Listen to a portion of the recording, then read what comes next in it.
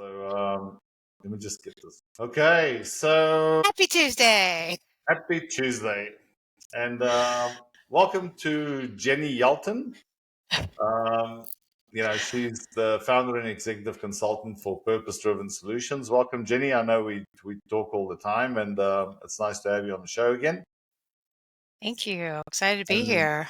and as you know, I'm Riaan Jeni, the CEO and partner of Cansalt. We're doing a lot in the space of small business at the moment, and educating people and a lot of the certifications and courses and stuff. So today we're going to talk about, what are we talking about, Jenny?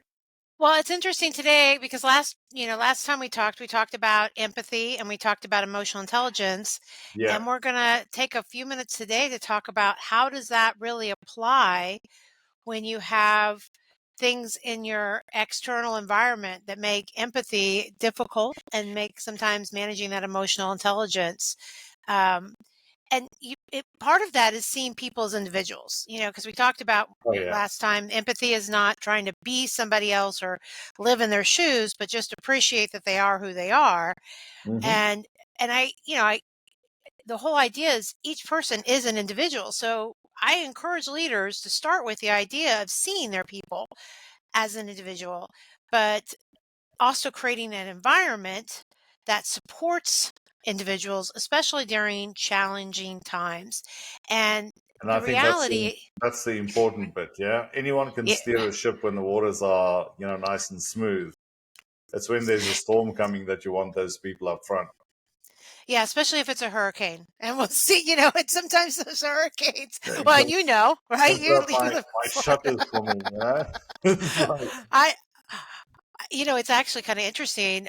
You think about when the reality of, you think you see things in the plan, you plan for things, you feel pretty comfortable, but then some things happens. And it used to be that even if you think about weather, it used to be that you knew exactly when hurricane season was and you could kind of prepare and you knew what was going to happen. But I just saw that there's a hurricane forming in the Gulf right now, and it's November. So it almost shifts things. So it's kind of like the reality of in the environment and things and times changing. So, right before we started recording, you kind of remember those good old days when you kind of could separate certain conversations. You didn't talk about your personal life at work. You take off your coat and your hat and you go to work, and then you go back home and deal with home stuff. And it was like there were two separate pieces of life. So what do you think happened? Why you said like the last 15 years? I see that too. What do you think created this big shift to where people do start bringing in their personal lives and things into the workplace? And so how things happen externally start to impact how they behave internally. I think, I don't know, Jenny, for me personally, a lot has changed over the last 20 years, especially with social media and, technology in our hands, came, to fruition, basically. I mean, it's always been like this technological dream that we all know everything and artificial intelligence and all that kind of stuff. But I do think, people have found a way, some people have found a way to hide behind, those kind of, devices or, methodologies. And I think it's getting more and more ingrained into our society every day, especially with the new generations coming up. I mean, I take my kids, they live on their phones. Their whole life is on their phones. But then you ask them about, the election in America, and they've got no idea what's going on because they're not looking at that. They're looking at, videos of raves or something. I don't know.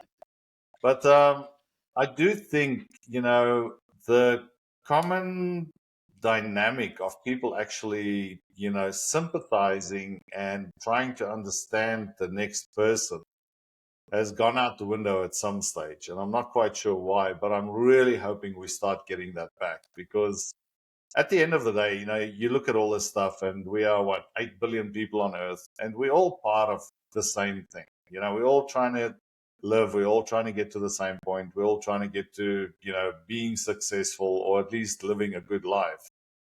And I think if we start, looking at that as a whole instead of individuals, and I'm so offended by what you just said. It's like, when did being offended become a thing. I mean, remember, when we were, well, growing up in South Africa, literally it got said, sticks and stones, will break your bones, and words won't hurt me. But literally, we were, we Yeah. had a bit of a different upbringing. But, I think people have become a lot more sensitive. And I think that, especially in the workplace, we tend to drag a lot of our personal stuff into the workplace, which is, you know, at a stage of life, some of it is acceptable, but you're getting paid to be at a job that you choose to be at. No one's forcing you to be there, unless you're living in a communist country and you get to see this podcast. Excellent, good for you. Good VPN. But I just think that people are taking this stuff for granted, and for someone like me, I've got a solid belief system, and I do believe in karma. I just think that you know in general, we need to start treating people better than what we are at the moment. Because I think if you want good things to happen to yourself, then allow good things to happen to your neighbor, to your friends, and be happy for them. I Yeah. think there's a lot to say for that. There's a lot, I mean, even in my life, there's people now that I can't speak to that I know from school, because we're in different situations, different countries. It's like, but be happy for me. Don't be angry at me for leaving and doing the things that I'm chasing my dreams. Yeah. I think there's a lot of that that's a little bit upside down at the moment, and I really hope we get it back. I think it's an easy thing to get back, but we all have to work at it. That's for sure. What's your thoughts? Well, I agree with you. I think that social media is probably the biggest contributor because just as you're talking about kids being on their phones all the time, adults get a lot of their information. And Oh there's yeah, a and I couple of mean really that's good even Netflix that's even videos out worse. there that talk about the way the algorithms work and how they're making money off our misery.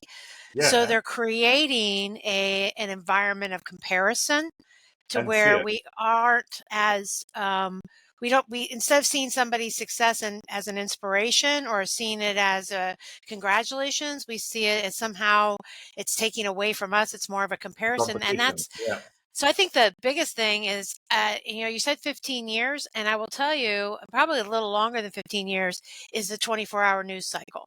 Because it Oh used to yeah. be you would go to, get up in the morning, you're getting ready, watch the morning news, and it's local news. So, cats in a tree and traffic's on the highway and maybe a Well, what storm happened or to the feel good stories at the end of I each don't news know what happened bulletin? to 'em. And They a don't, crack nobody turns in to listen to them. and the firefighter without his shirt on went and got him out of the I news. know. I miss What those. I what miss those. what happened to the fun part of the news? I I mean, don't there's know. not just, and this is my argument sometimes. There's not just bad things that happen in the world. There's good things too. But we see so much bad that influences our day, our week, our month, our life, that we think that everyone is like that. And look at all these people that are permanently on holiday and everything else. I tell you what, some of the saddest and some of the most depressed people I know are business people that have billions in the bank or millions in the bank, investments everywhere, but they are so lonely. They are so they're just not in a good space because they get grief from everyone online, or they read the comments when they post something, all that kind of stuff. And I just think, I think we've lost our way a little bit, but I don't think it's too far off. I think it'll be good to bring it back. And by that, it doesn't mean get rid of the devices. It just means, be No, selective but with what you look at. I think it's important though because what happens is all of that anxiety and all of those Oh yeah, comparisons and all that protectivism and all of that you know um, fear end up coming into the workforce, and you have a lot of managers that this is a tough conversation, they don't want to talk about it, but yeah. the reality is it's a real problem because right now, and I think it's a combination of with the I mean, I know we're 4 years out of COVID, but there's still some residual fear, there's some Oh, we'll political be we'll unrest be here in the dealing United with that for the States. next 20 years. When it Yeah, when it when it kicked off, I said to my wife, I don't think people realize what a big impact this is going to have on society, because you're shutting everything down. You're getting the supply chain up in, arms. Oil price falls through the floor. Um, and all the businesses that are doing great are big business and pharma and the governments. And, it's the perception of people in general, I think, with what happened is not a very positive experience. So, No. and these, for me, the irony of the situation is, have we not learned anything from history? Every time something pops up in history, we see what happens, and then, you know, we do exactly the same thing. What are we doing? That's the definition of madness. You know what I mean? Well, let's just say this. We have very short, and I think, again, I think it's the 24-hour news cycle that's part of it. We have Yeah. a very short attention cycle. Like I Well, we watched are. something the other day Yeah. and it was like, wait, this only happened like a week ago? It feels like it happened like 6 months ago. And, and there's a lot of anxiety in the air. There Right. studies that have shown is like 43% of Americans right now say they're anxious. And out of that 43, 77% of Americans said it was because of the upcoming election that's today, or Yeah. they've said they're worried about violence at some level, 69%, which is crazy, which is crazy. Um, like there's just a lot of political unrest. That's one side. A little bit of social unrest. And I think you make a really good point about, the fact that people just say or feel like they can say whatever they want without understanding the consequences and the reactions of that. And when we talk about empathy and emotional intelligence, one of those key pieces is that social awareness, is understanding what you say, how you say it, and how it can impact anybody else. And to be high EQ is to recognize that and use that in an effective way. Yeah. Pick up on those social cues. And some of it is our kids don't know how to read those social cues too. So it's like, And I think that's on top of that, if it, that's also a big deal these days. I think people are growing up in a sense of, in Australia, we say kids are, or people are cotton ball. So they've got cotton ball all around them. So if they fall over, whatever, they don't get hurt. It's like, you know, for me, coming from South Africa, having a bit of a different background, upbringing, you grow up in a country with, let's say between 30 and 40% unemployment. You're not gonna get anywhere if you don't work hard and if you're not good at what you do, and you don't have the opportunity to. I mean, anxiety was not a word in South Africa that we used. I mean, anxiety, the word anxiety is the first time I heard it was in Australia. Like, we didn't, everything wasn't getting labeled when we were younger. Thank God there wasn't phones everywhere, because, I'd probably be in jail or, prison somewhere. And so would most of my friends. But I do think, there's a certain level of respect that's gone. And I think we need to get that back just by treating people, regardless of who they are, just the same. It's like, that old adage about, treating someone the way you want to get treated, leaving a bathroom the same way you found it, general yeah. stuff that I think is just something that, people are more worried about getting their word in and, making someone understand what they're saying than what they are just with manners and common decency. Well, and I think that's important, especially for leaders, because I think there's a balance between being a leader and leading through, direction, and then leading with transparency and compassion.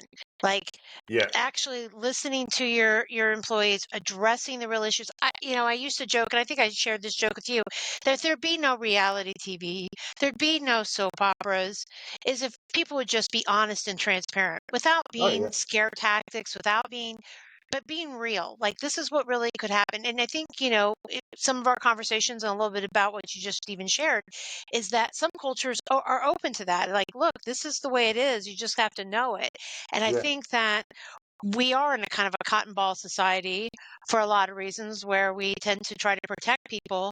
But at the same time, we also allow this noise on the outside that has no direction. So I Yeah. think when I think about a leader, I think about how a leader addresses situations and scenarios like this, and the more transparent they are, the better. So I'm gonna, real quick, little short story. During Yep. COVID, when the company organization I worked for, it was, we were in office and everybody went from home, so it was all immediate, and there was a lot of other things going on, and there was a lot of fear. People didn't know whether they had a job. I mean, it was a lot of fear going on. Yeah, yeah, And one of the things that our leader did was every Friday, I mean, they were really good. And I worked in HR, so I was part of the communication chain, but they're really good about communicating all the time, like updates, what's going on. But the most impactful thing was every Friday, the CEO of the company would come on and do like a little conversation and just basically kind of tell us what his thoughts were, what they were doing, what he was yeah, thinking, and he would ask for feedback and he'd ask for people to ask questions. And it, he joked with me because we talked one on one about it. He's like, "Well, I'm sure they're tired of seeing me." And I said, "No, you coming out there every Friday created that consistency in a message. It created that comfort.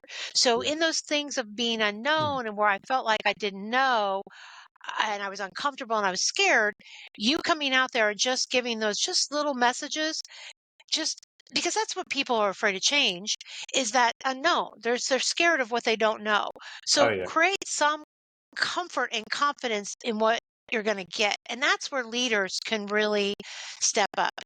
It's that fear of uncertainty that leaders can come in and say, "Look, this is what I'm certain of. And I'm certain that yeah, I can provide you this. I'm certain of this." No, we don't know what's going to happen with this. We can't predict the future. But yeah. here's what I want you to know. And the more that you can create that confidence and consistency, the more you can get through these really stressful and challenging times. And that's where leaders really need to step up. And I think, Jenny, that's to our point with this purple belt that we're creating with these skills and showing people how it all comes together. At the end of the day, if you have a leader that's up in arms, running around in circles, freaking out. I mean, and then you've got another leader that has everything under control. Has a nice, calm way of doing things. Which leader are you going to follow? You're going to follow the one that actually thinks that you can see he's got things under control or she's got things under control. Even if it's like a duck, I always say be like a duck, nice and calm on the surface, but underneath you paddling like all hell, because that's what most leaders do. But the good leaders are the ones creating that atmosphere and that, you know, um, you know, just a safe space for people to be themselves and support their people, and also, to address the issues when they come up. Because I think these days, with a lot of our customers we're dealing with, people are too scared to actually deal with negative behavior. And I think that's a symptom of society at the moment. Everyone thinks they can get away with a lot of things, being keyboard warriors. But, when it comes to work, you got to, the logic escapes me sometimes. You gotta remember how you're paying your bills, okay? And how you're paying that awesome car that's in the garage and the roof over your head. You can't just go around insulting people and thinking you're going to get away with it. You can't just go around, not working and, working from home, cooking 40 hours a week. Meantime, you're only working 10. It's like Right. that kind of stuff to me is what, is easy to change these days, but people need to want to change it. And I think, for our audience, usually it's people that are already involved in change. And yes, change doesn't mean we're taking away something. Change means that we're going to improve on what we have so that it's better for the future. Yeah. Yeah. So, In fact, at the end of in the fact, day, that's yeah, I was just gonna say, in fact, that's really what's going on with the purple belt. It's about that transformation piece. yeah, And so it's about, one, being open and willingness. And I think that's where you have to get those people who are unwilling to change and unwilling to unlearn and unwilling to use critical thinking and unwilling to see the consequences of their actions. You have to give them, they have to have that mindset of, what could I be doing different? What could I be doing better? What is there an opportunity to grow? And it's building trust so that the trust in the relationship you have, what trust looks like.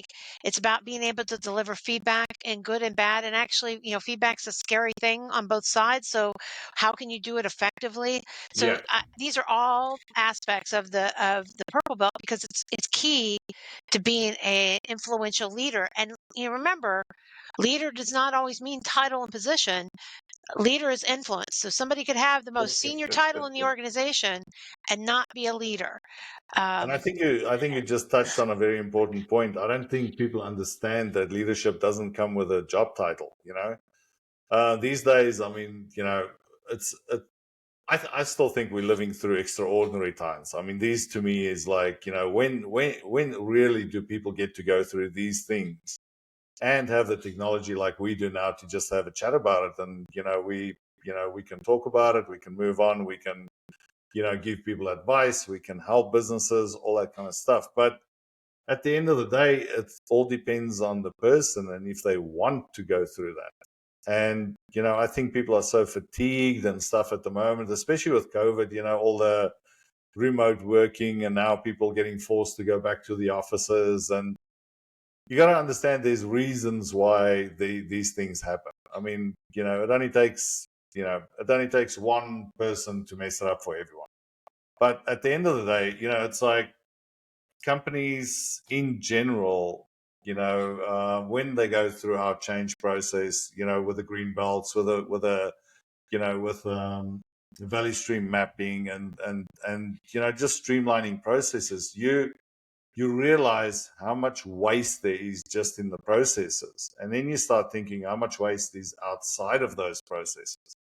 And that's where the softer skills starts coming in, like we say with the purple belt, is understanding why different people react in a different way, and then what to do about it. mhm. Because it's not just good enough to know that, okay, well, I'm a D, or I'm an affiliate, or I am human centric, or I'm just an angry person. It's like, yeah, you are, but now what are you going to do about it?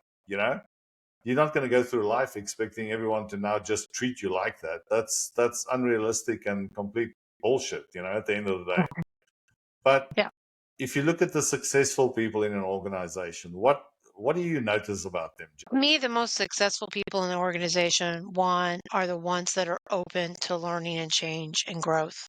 Yeah, That they have that, and I know it's an overused term, but they have that growth mindset, but are a context of learning things differently. So when I talk about like that idea of a context filter, everybody has, based on their life experiences and who they are, certain biases, and I don't mean that oh in a yeah, I DEI mean, way. I just mean just biases in themselves, like and they have ways of thinking because of their experience. And when things align to that, it goes right through. But when things contradict, or challenge, or have a different perspective, uh, you have to make an intentional choice to be open and receptive to, well, let me just look at this from a different angle, because you and I could be standing yeah, and looking out the same window, and what I see is different than what you see. It doesn't change the hmm reality. Both things can be true. And I think that it may just be that because I'm looking more for maybe people in a situation, I'm seeing the lady with her dog, and I'm seeing the house and the kid's school bus, and maybe you're focused on, you got to mow your lawn, so you're looking at the green and the grass, or oh whatever yeah, your focus is. And so the idea of having that ability to stop, pause, and intentionally lead, and take some opportunity to inspire and influence and create open communication. Those are the leaders and the employees I even see be really super successful. I think it's when yeah, they're so set in their ways and they're so unwilling to even challenge their own beliefs, um, a- and their own expectations of themselves, that that people, they may succeed financially, but I don't think that they'll, because they may just land the right job or have the right yeah, title. But the reality is that they don't succeed, as people. They don't fulfill their purpose. So you talked about like those Yeah. people, and I They know just some of go those home people and too. kick the dog on the way in, and Right. that's They're about it. financially That's their fine, life. right? They have Yeah. the nice car, they drive the big house, so they're risk takers because that's what they are. They're risk Yeah. takers. And they just took the right risk at the right time. And that's awesome. I commend them. I think it's awesome. But do they have that? Do they have someone to come home to? Do they have a feeling of contribution? Do they have a feeling of growth? Yeah. Because if they're missing those other two pieces, then that's when they they actually fail. They may have a lot of money, but it doesn't mean, and they may have a lot of friends, but they may not have the real fulfillment of who they're supposed to be and why they're here. And I think at the end of the day, we're all individuals. We all have a reason and a purpose. Whether you believe in whatever, Yeah. you're an individual, you're unique, you make a contribution and an impact. You just have to be intentional in doing that. And the best leaders do. I think that's well said, and I don't think we need to add anything to that except It's a for little fluffy ending, isn't it? this is our opinions. This is our podcast, Our so we can opinions. say what we want. And if you don't agree with anything we've said, just leave a comment below, and subscribe, and we'll endeavor to answer your questions. But just like everyone else on earth, we're all unique, and we'll bring to the table what we bring to the table. So Jenny, thank you for joining me again today. That was great. I Good. know we still got a lot to talk about, but we got to slow it down a little bit. But yeah, so can you tell me what we're working on at the moment? So, a couple things I'm actually working on, and maybe that's why it's so fresh in my mind. Yeah, Is I'm working on, we've been talking about emotional intelligence, so I've kind of working on that. I'm working on DISC, which is a personality assessment, but it's not meant to yeah, pigeonhole you. It's just meant to understand how you can communicate and behave and act differently. But the other piece is being a learner, an intentional learner. And, yeah, how do you change that context of learning and how do you grow and try to adapt look at your leadership style, how you manage change and influence and lead others through change.